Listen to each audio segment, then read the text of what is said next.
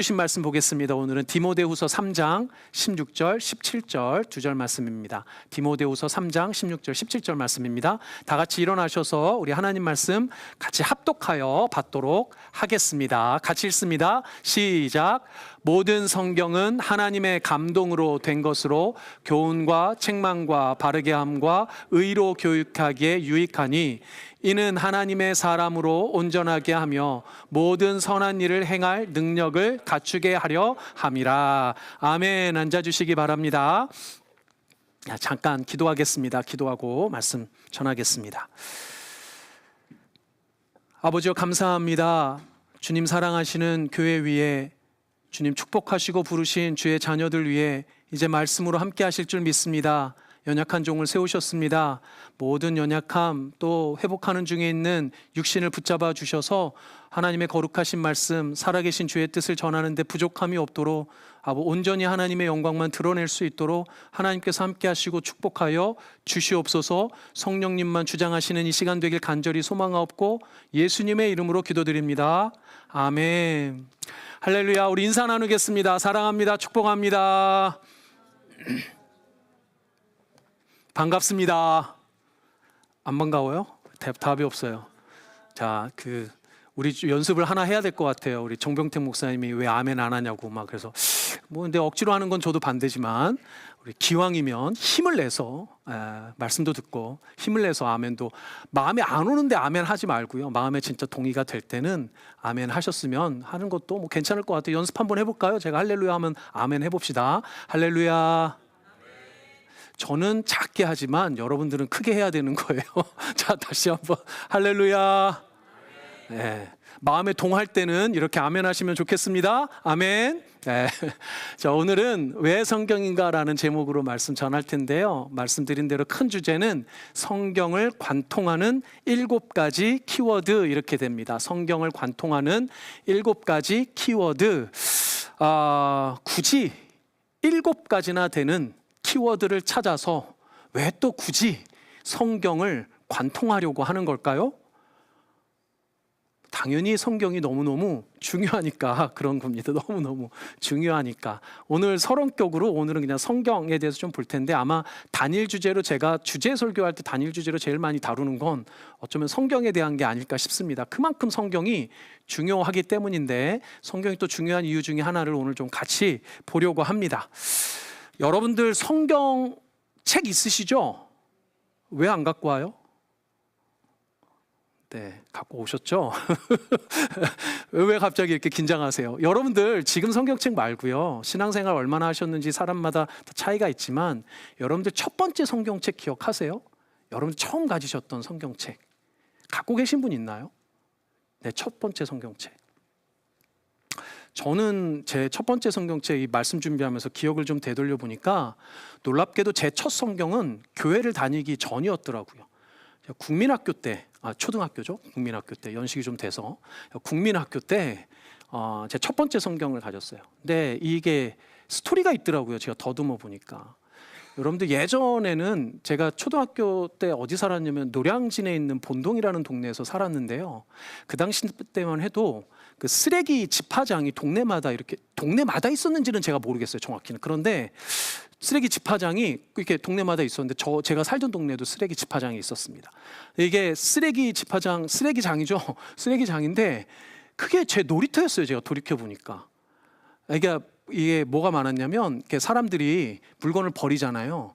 그리고 이게 버리는 공간이니까 넓잖아요. 그러니까 넓기도 하고 이게 못 보던 물건들이 많고 막 이러니까 재미있었던 것 같아요. 제가 자세히 기억은 안 나요. 근데 거기 종종 가서 놀았더랬습니다. 그런데 그 쓰레기 더미들 중에 이게 사람들이 쓸만한 것에도 버리는 거 이런 거 있잖아요. 이런 것도 좀 주워 왔던 것 같은데 제가 희한하게 성경책 한 권을 가지고 주워가지고 집에 가지고 왔더랬습니다. 제가 이렇게 더듬어 보니까 어떤 성경책이었냐면 여러분들 옛날에 성경책들 보면 이제 겉은 보통 요즘은 이제 알록달록 예쁘지만 다 검은색이었어요. 그리고 심지어 이렇게 여기 보면 여기가 이거는 야 이거 좀 좋은 거다. 이거 막 금박인데 빨간색 기억나세요? 그리고 안에 심지어 글씨가요. 지금은 오른쪽에서 왼쪽으로 이렇게 읽는데 이 세로 그래가지고 이게 여기 이렇게 읽어가는 거 보신 분들은 연식이 되신 분들이고, 그렇게 진짜 옛날 성경에서 이게 세로로 읽는 거. 이게 제 기억에 손바닥 안에 들어올 정도로 작은 사이즈였는데, 그러니까 두께는 두껍잖아요. 그러니까 얼추 기억에 깍두기 모양 비슷했던 것 같아요. 제가 교회 안 다닐 때였거든요. 뭔 한다고 그걸 쓰레기장에서, 하여튼 제가 돌이켜봐도 참 이상해요, 제가. 하여튼 그걸 갖고 와가지고 한동안 그걸 가지고 있었어요. 제가 얼마나 많이 읽었는지는 모르겠지만, 제가 중3 때부터 진지하게 교회를 다녔는데, 뭐 그전에도 교회 왔다 갔다 뭐 좀 놀러도 가고 뭐 이럴 때는 있었지만, 놀랍게도 제가 신앙생활을 본격적으로 하기도 이전에 제 손에 뭐가 들려 있었어요? 성경이 들려 있었어요. 정말 신기한 일 아니에요? 그런데 그게 제 첫 성경인데, 제가 소제목을 그래서 썼어요. 처음에 여기다가 쓰레기에서 건진 생명. 쓰레기에서 건진 생명이잖아요. 이게 가만 보니까 제 개인의 인생만이 아니더라고요. 이게 여러분들 우리나라 기독교 역사도, 그러니까 대한민국의 기독교 역사도 마찬가지입니다. 보통 흔히 미국과 같은 뭐 서양에 있는 선교사님들이 들어오셔서 복음을 전한 걸로 많이들 이해하는데, 사실은 우리나라 기독교 역사를 보면 선교사들보다도 성경이 먼저 왔어요. 선교사들보다도 성경책이 먼저 들어왔습니다. 제가 조금 찾아보니까 우리나라 말로 한글로 번역된 성경은 1882년도에 존 로스라는 선교사, 우리나라에 온 선교사가 아닙니다. 중국에 있었던 선교사인데, 존 로스라는 선교사에 의해서 1882년도에 전체 성경이 아니고요, 당시엔 쪽복음이라고 하죠, 누가복음을 최초로 번역했어요. 여러분들 블루뉴스에게서 제가 그 남아있는 견본을 제가 그 사진을 올려드렸는데, 그게 우리나라에서 최초로 번역된 한글 성경입니다. 한글 성경. 자, 그런데 한글 성경은 1882년이지만 영어로 된 성경이 우리나라에 가장 먼저 들어온 거는 1816년이라고 그래요. 1816년. 충청남도에 있는 마량진이라는 항구로 영국의 함선이 하나 들어왔는데, 그 함선의 함장이었던 머리 맥스웰이라는 사람이 그 지역의 관리였던 조대복이라는 사람에게 영어 성경을 최초로 전달해 주었답니다. 이게 한국에 들어온 첫 번째 성경책이에요. 선교사들보다 먼저 들어왔죠. 그리고 뒤이어서 1832년에 선교사로는 네덜란드 출신의 칼 귀슬라프라는 선교사가 황해도 지역으로 처음 들어왔습니다. 이 선교사 이름은 세계사, 한국사 뭐 이런 데도 나와요, 이 선교사 이름이. 근데 그 연도가 1832년이에요. 우리나라에 한 달 정도밖에 머물지 않았습니다. 본격적으로 선교 활동을 한 건 아닌 거죠. 그리고 여러분들 중에도 이제 좀 아시는 분들이 있는데, 1866년도에 대동강, 평양이죠. 평양으로 들어오는 대동강으로 미국의 제너럴 셔먼호라는 상선이 올라왔었습니다. 이거 세계사, 한국사 역시 나와요. 그래서 이 평양의 시민들이 이거 오랑캐, 외놈 뭐 이렇게 막 해가지고 불질러 버렸거든요. 배가 다 불탔습니다. 근데 사실 이제 공식의 그 국사책에는 안 나오지만, 그 제너럴 셔먼호에는 토마스라는 선교사님이 사실 타고 있었어요. 근데 이 토마스 선교사님은 이 땅에 발을 들여놓자마자 그 지역 사람들에게 순교당합니다. 근데 순교당하면서 성경을 사실 전해줬어요. 이렇게 들어온 성경. 그래서 이런 최초에 들어왔던 성경부터 이런 역사들을 거쳐서 성경책이 먼저 우리나라에 들어오고, 이 성경을 통해서 복음을 먼저 접했다고 합니다. 여러분들 공식적으로 우리나라에 파송받아서 본격적으로 활동한 선교사님들이 언더우드라든가 아펜젤러 이런 선교사님들이 1885년에 들어왔어요. 1885년. 그러니까 최초로 번역된 한글 성경보다도 뒤인 거죠. 이분들이 사실은 들어올 때 그래서 한글 성경을 갖고 들어왔다고 합니다. 그리고 한글 성경도 1885년보다 더 빠른 1883년도에 황해도 쪽에 있는 의주 지역으로 먼저 쪽복음 형태로 서상윤이라는 분이 갖고 들어왔어요. 그래서 교회도 심지어 선교사가 들어오기 전에, 그러니까 공식 선교사들이 들어오기 전에 먼저 세워졌다고. 제가 예전에 한번 말씀드렸죠. 1883년도에 그 소렉교회라는 교회가 북한 지역에 먼저 생겼습니다. 그러니까 우리나라 역사도 어때요? 선교사가 사람이 들어온 게 아니라 성경이 먼저 들어와서 복음을 전했다는 거죠. 할렐루야. 성경이, 하나님의 말씀이 그 자체로 힘이 있고 살아있어서 복음을 전하는 생명력이었던 그런 말씀이 저 개인뿐만 아니라 한국의 역사에 기록이 돼 있다는 겁니다. 그러니까 여러분들, 사람보다 성경이, 말씀이 먼저 앞서 일하고 역사하는 거예요. 그래서 우리가 뭐라고 말합니까? 하나님의 말씀은 살아있고 운동력이 있다고 말씀하잖아요. 그 살아있고 운동력 있는 말씀이 우리 가운데 전해져 생명으로 여러분들에게까지도 이어진 줄 믿습니다. 아멘. 얼마나 중요해요. 하나님의 말씀이 그 자체로 능력이 있고 힘이 있다는 거예요. 자, 그런데 지금 이 시대, 기독교 이 시대, 뭐 우리나라도 이제 한참 뭐 100년도 훨씬 더 됐는데, 지금 이 시대에 기독교에 도전하는 많은 어떤 혼란케 하는 것 중에 성경에 대한 게 아주 커요. 성경을 쥐고 흔든단 말이죠. 성경에 대한 혼란을 우리에게 자꾸 줍니다. 여러분들, 성경이 흔들리면 교회가 흔들리고, 성경이 흔들리면 여러분들의 신앙이 흔들리게 되어져 있어요. 그만큼 지금 이 시대에 우리가 잘 붙들고 견지해야 되는 게, 중요한 게 성경이에요. 여러 가지로 성경에 대해서 우리가 찾아서 이해할 수 있는데, 여러분들 질문을 한 가지 해보겠습니다. 여러분들이 가장 믿고 신뢰하고 의지하는 건 뭡니까? 혹은 누구입니까? 여러분들이 가장 믿고 신뢰하는 거.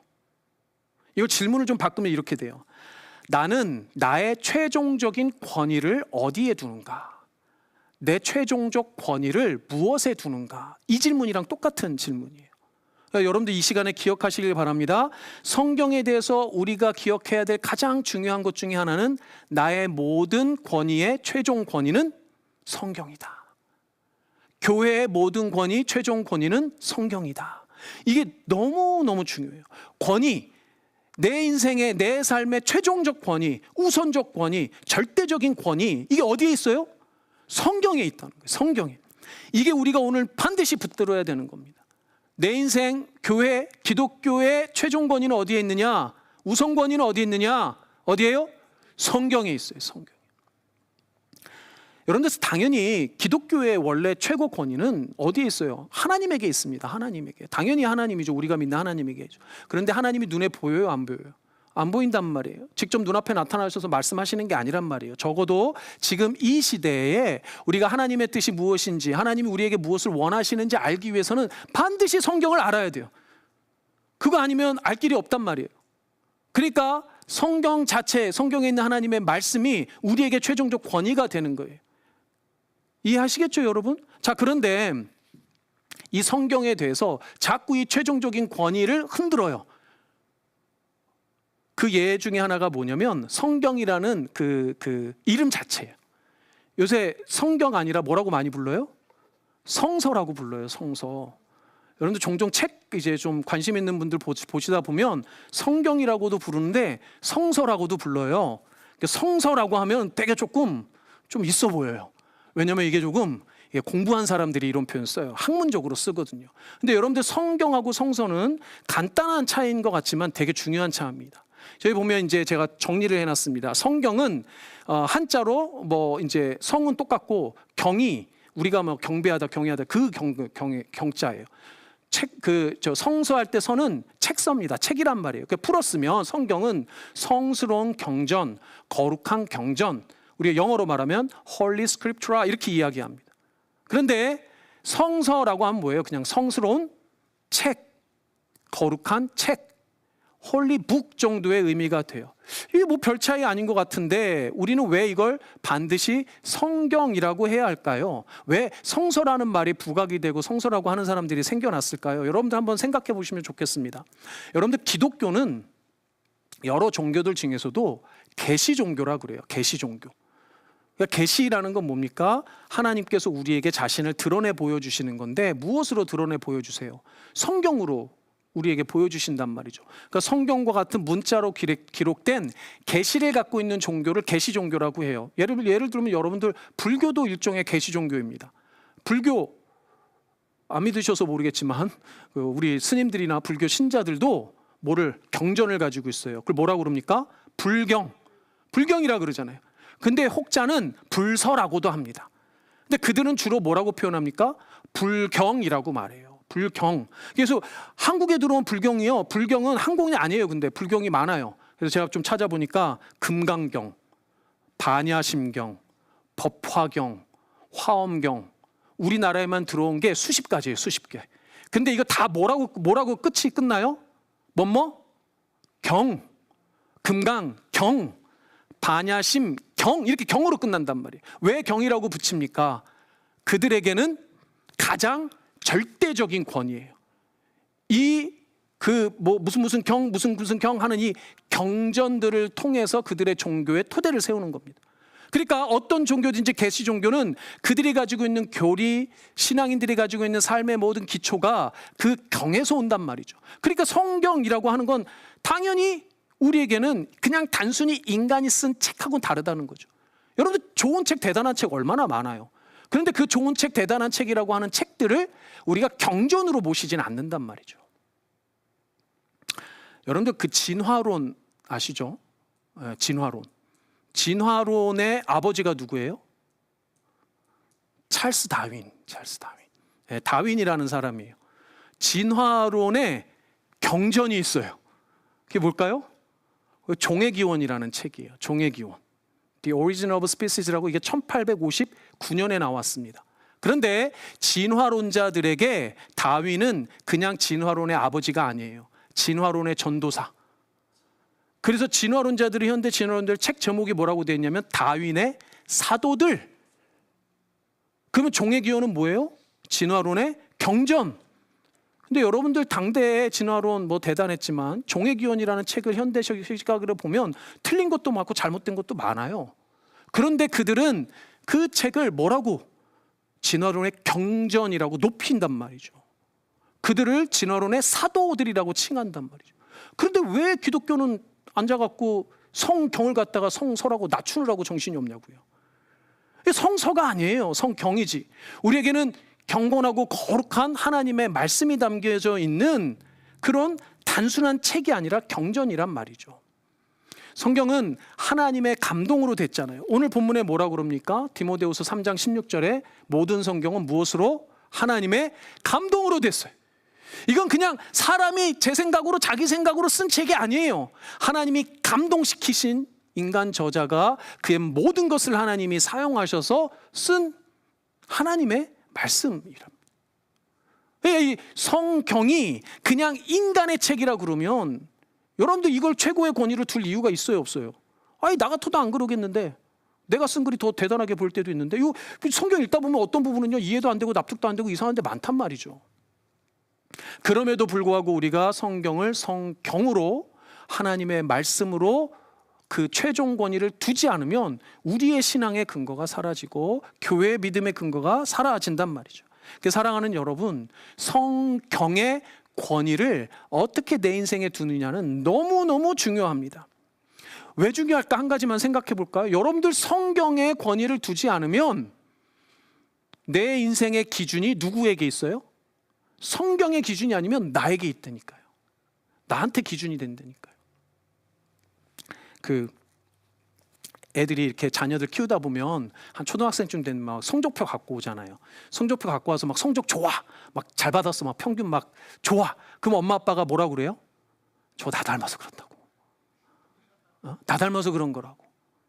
애 둘이 이제 또 근데 먹는데 막 치킨 시켜다 그러니까 막 먹으면서 지가 더 먹겠다고 막 싸워 막. 그러면 또 뭐라고 그래요 둘이? 이거 너 닮아서 그런 거라고.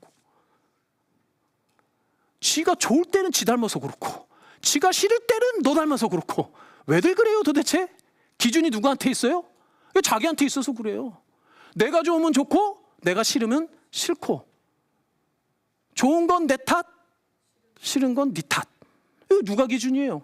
이거 내가 기준이니까 그렇다니까요. 성경도 그렇게 본단 말이죠. 성경도 보다 보면 내가 좋은 건 믿고 내가 싫은 건 안 믿어. 내가 이해 안 되면 잘못됐다 그래. 이게 아니란 말이에요. 마찬가지예요. 우리 인생의 삶을 성경의 권위를 두지 않고 기준을 두지 않으면 누가 기준이 돼요? 내가 기준이 된단 말이죠. 성경 하나님의 말씀으로 최종 권위를 거기에 두지 않으면 결국 내가 기준이 되어서 내 마음대로 살게 됩니다. 이렇게 정리할 수 있을 것 같아요. 성경의 선함이 아니면 나의 악함이 기준이 돼요.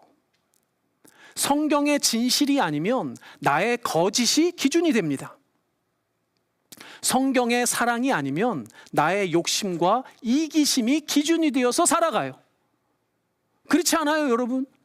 하나님의 감동으로 된 그 성경에 절대적이고 우선적인 권위를 두지 않으면 내 악함, 내 거짓, 내 욕심, 내 이기심이 기준이 되어서 내가 원하는 대로 산단 말이죠. 그래서 성경의 최종권위, 우선적 권위, 절대적 권위를 두지 않으면 우리 인생이 계속 내 뜻대로 내 마음대로 하나님이 원하시지 않는 엉뚱한 삶으로 가게 된다는 겁니다. 그래서 사랑하는 여러분, 오늘뿐만 아니라 이 성경을 관통하는 7가지 이 키워드라는 이 주제 설교를 통해서 여러분들 인생의 최종 권위가 성경에 있음을 다시 한번 확신하고 붙드는 계기가 되기를 바랍니다. 아멘. 이제 성경에 정말 그 최종 권위를 두고 하나님의 말씀을 온전히 붙들고 살게 되면 우리 개인의 삶뿐만 아니라 교회의 삶에도 어떤 현상들이 좀 벌어지는데 2가지만 좀 보겠습니다. 첫 번째는 성경이 나를 관통하게 됩니다. 여러분들이 정말 성경을 하나님의 말씀으로 온전히 붙들고 그걸 기준으로 따라 살아가면 그 성경이 나를 관통하게 돼요. 성경을 관통하는 7가지 키워드가 주제인데 그 7가지 키워드가 결국은 누구를 관통해요? 나를 관통해 지나가는 거예요. 여러분들 이런 얘기 들어보셨을 겁니다. 내가 성경을 읽는 게 아니라 성경이 나를 읽는다, 이런 표현 어디선가 들어보셨을 거예요. 그러니까 성경이 내 인생을 읽어가기 시작하는 거예요. 성경이 내 인생과 내 삶을 관통해 가는 거예요. 그러면 내 삶에 켜켜이 쌓여있던 여러 가지 죄악들과 어두움들이 하나씩 드러나는 거예요. 사랑하는 여러분들에게 여러분들의 인생이, 여러분들의 삶이 성경으로 관통되어지는 은혜가 있기를 바랍니다. 아멘. 제가 회복하는 기간 중에 첫 번째 주에 보니까 우리 정병택 목사님이 말씀을 전해 주셨어요. 기억나십니까? 네, 은혜 많이 받으셨죠. 제가 은혜를 참 많이 받았는데 제 마음에 크게 좀 특별히 다가왔던 울림이 되는 부분이 있었습니다. 그 설교의 주제가 오늘 아이들 설교처럼 삼손에 대한 주제를 말씀을 하셨더랬어요. 삼손에 대한 주제를 말씀하시면서 목사님이 이러시는 거예요. 성경의 히브리서를 읽다가 아차 하셨다는 거예요. 아차. 성경의 히브리서를 읽다가. 기억이 나세요? 어떤 부분인지? 말씀을 뽑아왔습니다. 우리 같이 한번 읽어보겠습니다. 시작. 내가 무슨 말을 더하리요? 기드온, 바락, 삼손, 입다, 다윗 및 사무엘과 선지자들의 일을 말하려면 내게 시간이 부족하리로다. 11장, 히브리서 11장을 믿음장이라 그래요. 그래서 저기 보면 믿음의 수많은 선진들이 이렇게 쭉 구약의 선진들이 기록이 됩니다. 그런데 쭉 보다 보니까 32절에 그거 다 하지 못한, 하려니까 너무 많아갖고 다 하지 못하는 사람들의 믿음의 조상들에 대한 이름의 명록에 딱 누가 있어요? 삼손이 있더라는 거예요. 삼손. 목사님이 깜짝 놀랐다는 거예요. 왜 깜짝 놀래요? 40년을 넘게 목회하시고 뭐 이렇게 신앙생활을 훨씬 더 오래 하셨을 거 아니에요. 성경을 얼마나 많이 보셨겠어요. 그런데 그렇게 오랫동안 성경을 봤는데도 이 말씀에 이 삼손이라는 이름이 그 전에는 눈에 확 안 띄었어요. 근데 벼락같이 이 순간 이 말씀 준비하는데 삼손의 이름이 눈에 확 띄더라는 거예요.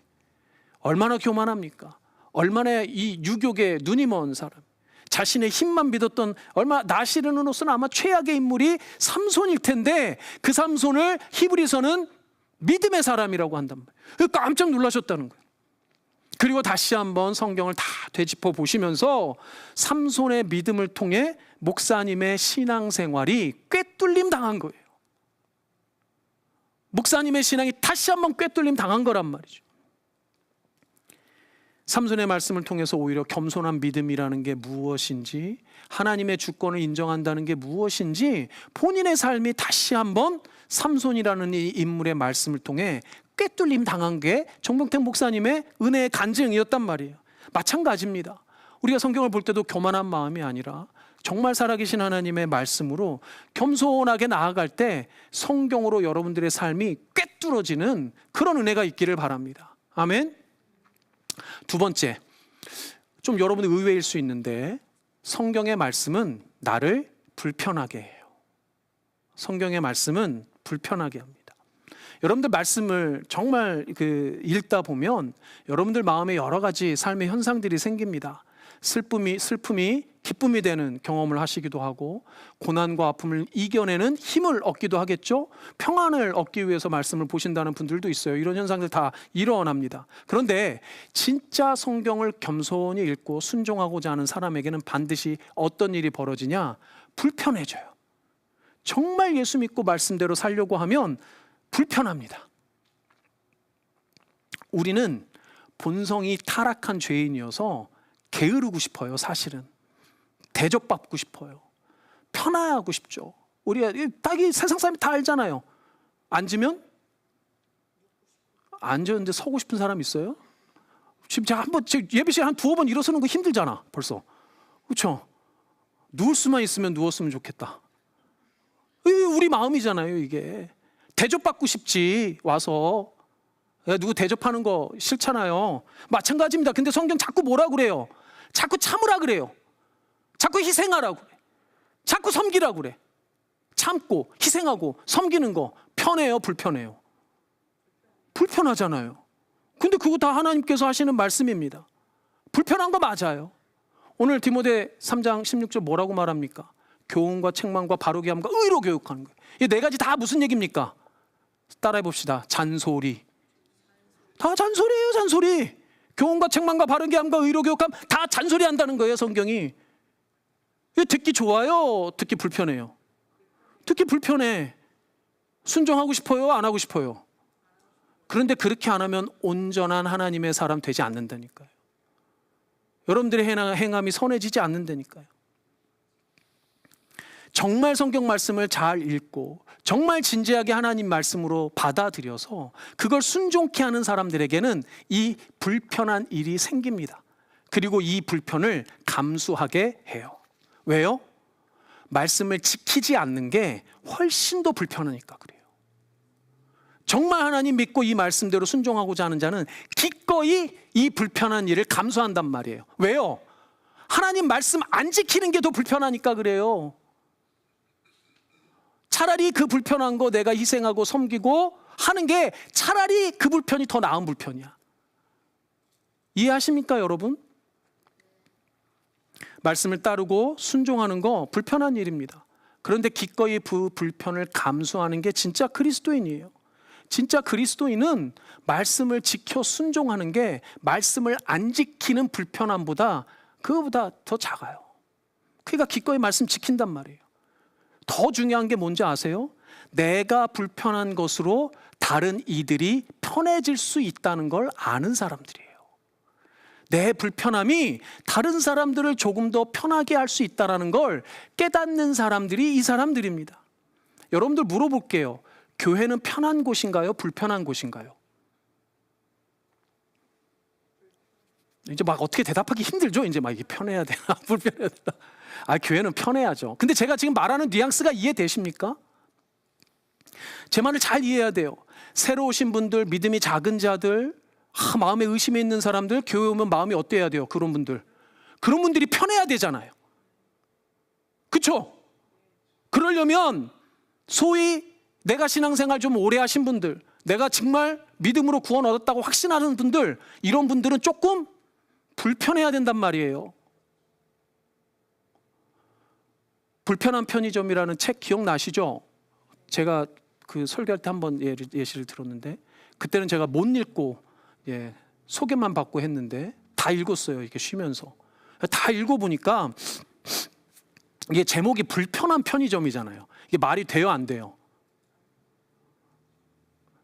정신 딴 데 놓지 말고 편의점이면 편해야 되는데 불편한 편의점이니까 이게 말이 안 되는 편의점이잖아요. 그래서 제가 사실은 손님이 불편해서 불편한 편의점이라고 생각을 했어요. 선입견으로.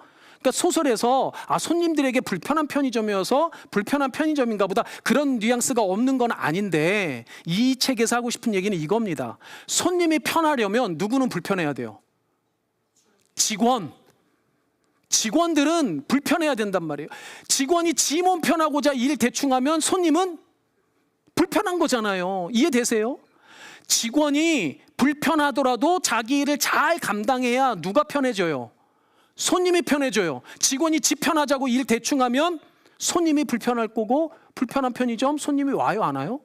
안 한단 말이에요. 망해버린단 말이에요. 이게 이 불편한 편의점이라는 책에서 하고 싶은 얘기 결국 이거예요. 내가 불편을 감수하면 다른 사람이 편해진다는 거예요. 그런데 이게 교회가 딱 이래야 된단 말이죠. 교회 주일마다 여러분들 이 예배 한번 드리는데 얼마나 많은 사람들이 수고합니까? 찬양으로, 기도로, 교사로. 우리 간식 준비하시는 분들 매주 얼마나 애쓰세요? 그거 쉬워요? 안 쉬워요. 시간 넣어야 돼, 돈 넣어야 돼, 몸도 아파야 돼. 그 불편한 거 근데 왜 감수합니까? 그걸 통해서 다른 사람들은 더 찬양 잘할 수 있고, 우리 아이들 잘 맡아주고 예배 잘 드릴 수 있고, 간식 이렇게 준비해 주시니까 우리가 기쁨으로 교제할 수 있잖아요. 맞죠, 여러분? 지난주에 보니까 다른 교회에서 이렇게 방문하셨던 어르신 성도님이 한 분 계셨습니다. 나이가 좀 많으셨어요. 이게 지팡이도 지셔야 될 정도로 거동도 쉽지 않은 분이었어요. 제 예배를 이제 딱 마치고 보리떡 기도회를 이제 하려고 준비하는데 제 눈에 들어왔던 장면이 하나 있었습니다. 우리 교회 제일 시니어이신, 우리 이제 실명을 거론해서 죄송하지만 좋은 얘기니까, 우리 김혜숙 성도님이 로비에 있는 의자를 이렇게 옮겨가지고 우리 그 방문하신 이분 앉혀드리려고 옮기고 계시더라고요. 근데 여러분, 저기 그 의자가 가벼운 의자 아니에요. 꽤 무거워요. 이걸 힘들여가지고 이렇게 옮기셔서 자기보다도 자신보다도 몸이 더 불편하신 이 방문하신 어르신 편하게 앉아서 기도에 참석하실 수 있도록 도와주시는 거예요. 김혜숙 성도님은 조금 불편하셨겠지만 우리 교회 처음 방문하신 이 어르신에게는 얼마나 편하고 좋은 기억이겠습니까? 제가 정말 우리 교회 좋아하는 건 이렇게 어른 성도님들이 먼저 이렇게 솔선수범해 주셔서 제가 저희 교회 너무 좋은 것 같아요. 너무 감사했습니다. 그런데 여러분들 아시겠지만 김혜숙 성도님 우리 은퇴하시고 갑상선 한증증 있으셔서 본인 몸이 불편하세요. 건강이 좋으신 편이 아니세요. 편치 않단 말이죠. 근데 처음 방문하신 분, 본인보다 더 불편하신 분을 위해서 섬기는 그 모습이 사실은 우리 교회가 가지고 있는 제일 좋은 점 아닌가 싶어요. 너무 감사하고 너무 좋았습니다. 여러분들, 성경을 알면 알수록 말씀이 내 삶을 제대로 관통하면 그런 불편함이 전혀 불편하지 않아요. 그 불편함을 감수하는 것으로 다른 이의 예배가, 다른 이의 생활이 좀 더 편해진다면, 믿음이 작은 이가 행복해진다면, 교회가 부흥한다면 기꺼이 하게 돼 있습니다. 그게 진짜 그리스도인이고 그게 진짜 교회된 모습인 줄 믿습니다. 아멘. 오늘부터 7주 동안 이어지는 이 성경 관통하는 7가지 키워드가 그렇게 여러분들의 삶도 관통하고 우리 교회도 관통했으면 좋겠어요. 사도행전에 보니까 교회가 세워지고 부흥하는 많은 기록들이 사도행전에 있어요. 우리는 흔히 뭐라고 하냐면 성령의 역사다 이렇게 말합니다. 성령의 역사다. 틀린 얘기는 아닌데, 여러분들 사도행전을 가만히 읽어보면 그 부흥의 진원지는 사실은 하나님의 말씀이에요. 하나님의 말씀이에요. 그 하나님의 말씀을 통해 성령이 역사하죠. 여러분들 펜 있으시면 기록하세요. 사도행전 6장 7절, 사도행전 12장 24절, 사도행전 19장 20절. 이 세 구절은 초대교회가 부흥하는 변곡점마다 중요한 한 가지 사실을 동일하게 기록하고 있습니다. 대표적으로 6장 7절 하나만 보겠습니다. 같이 읽습니다. 시작. 하나님의 말씀이 점점 왕성하여 예루살렘에 있는 제자의 수가 더 심히 많아지고 허다한 제사장의 무리도 이 도에 복종하니라. 예수님 모르던 사람이 예수님을 알게 되는 거예요. 말씀이 흥황해서. 예수님 믿지 않던 사람이 신자가 되어서 교회에 부흥하는 역사가 말씀이 흥왕함으로, 왕성함으로 이루어지는 거예요. 저 말씀을 통해 성령이 역사하는 거예요. 사람을 통해서 일하시는 것 같죠. 맞아요. 틀린 얘기 아니에요. 그런데 그 말씀이 없으면 일어나지 않는 일이란 말이죠. 복음주의 유명한 조직신학자 중에 피터 젠슨이라는 분이 있습니다. 이분이 이렇게 정리합니다. 신자가 된다는 것은 성령의 능력으로 말미암아 성경적으로 입증된 복음, 즉 예수 그리스도를 믿음으로 구원에 이른다는 생명의 그 복음을 믿는 것이다. 여러분들, 신자가 된다는 것, 그리스도인이 된다는 건 성경적으로 입증된 복음이에요. 성경적으로. 저 성경 없이 성령이 역사하지 않아요. 성령의 능력으로 말미암아 성경적으로 입증된 그 복음, 그것을 통해 우리가 신자 된단 말이죠. 그래서 사랑하는 여러분, 성경을 붙드시기를 바랍니다. 그 성경의 말씀이 여러분들을 회복시키시고 살리시고 부흥시키실 거예요. 믿으시는 여러분들 되시길 바랍니다. 아멘.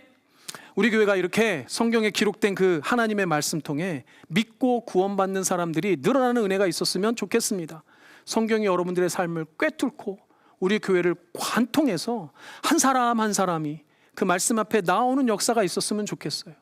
여러분들의 삶이 조금, 여러분들 교회에서 여러분들이 조금 더 헌신해야 되고 섬기는 그런 불편함이 있더라도 그 불편함을 감수할 때 다른 이제 새롭게 올 많은 성도님들이, 많은 하나님을 찾는 자들이, 예수 찾는 자들이 편하게 신앙생활 시작할 수 있도록 하는 마중물이 될 겁니다. 전 그러리라 믿습니다. 그래서 사랑하는 여러분들, 말씀으로 회복하세요. 말씀으로 살아나세요. 말씀으로 부흥하세요. 그런 여러분들이 되시기를, 우리 블루진 공동체 되기를 주님의 이름으로 축복합니다. 아멘, 아멘. 우리 찬양하겠습니다. 우리 아까 전에 찬양했었던 주님 말씀하시면 이라는 찬양 우리 함께 하겠습니다.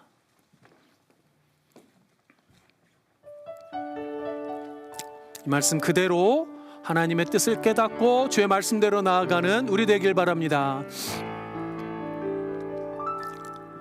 주님 말씀하시면 내가 나가리다. 뜻이 아니면 내가 멈춰서리다. 나의 가고 서는 것 주님 뜻에 있으니 오 주님 나를 이끄소. 뜻하신 그곳에 나 있기 원합니다. 이끄시는 대로 순종하며 살리니 연약한 내 영혼 통하여 일하소서. 주님 나라와 그 뜻하신 그곳에 여러분들의 고백되길 바랍니다. 뜻하신 그곳에 나 있기 원합니다.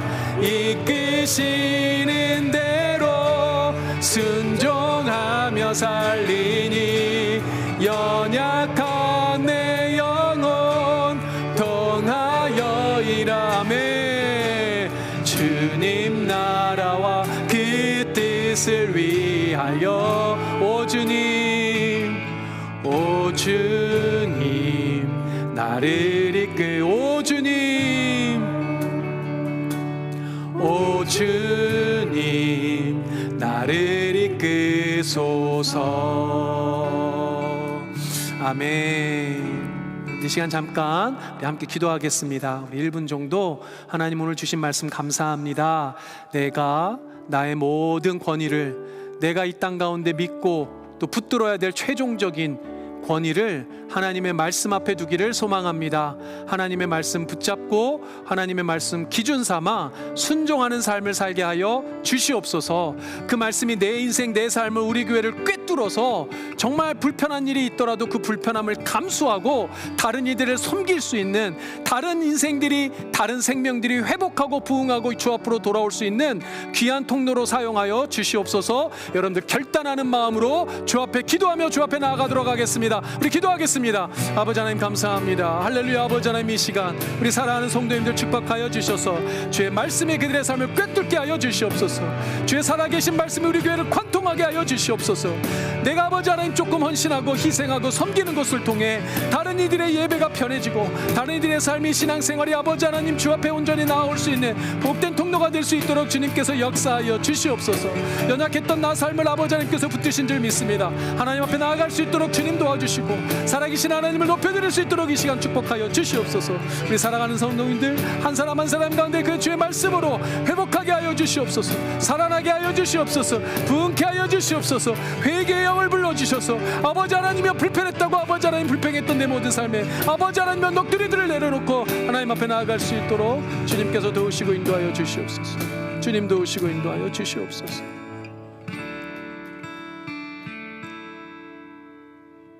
모든 성경은 하나님의 감동으로 된 것이라 믿습니다. 내 삶의 모든 최종적인 권위, 아버지 하나님 절대적인 기준, 살아계신 아버지 하나님의 말씀에 두기를 소망하오니 우리 사랑하는 성도님들에게 주의 말씀으로 기준 삼게 하시고 권위 삼게 하여 주셔서 주님이 뜻하신 그 일 능히 행할 수 있도록 주님 도와 주시옵소서. 살아계신 주의 말씀이 우리 성도님들의 삶을 관통하기를 소망합니다. 주의 그 말씀이 우리 교회를 관통하기를 소망합니다. 그리하여서 우리 성도님들이 살아나게 하시고 회복하게 하시고 우리 교회가 부흥케 하여 주셔서 오직 살아계신 주의 말씀이 참으로 능력의 말씀이며 살아있는 말씀이며 복음의 말씀인지를 이 땅 가운데 아버지 하나님 널리 전파할 수 있도록 주님께서 그의 말씀으로 흥왕케 하여 주시며 우리 교회를 부흥케 하여 주시옵소서.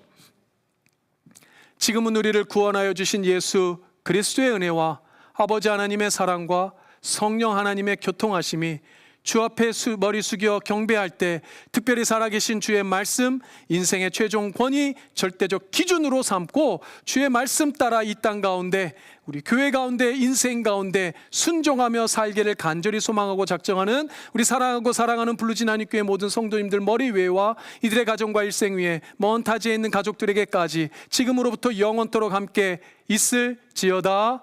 아멘.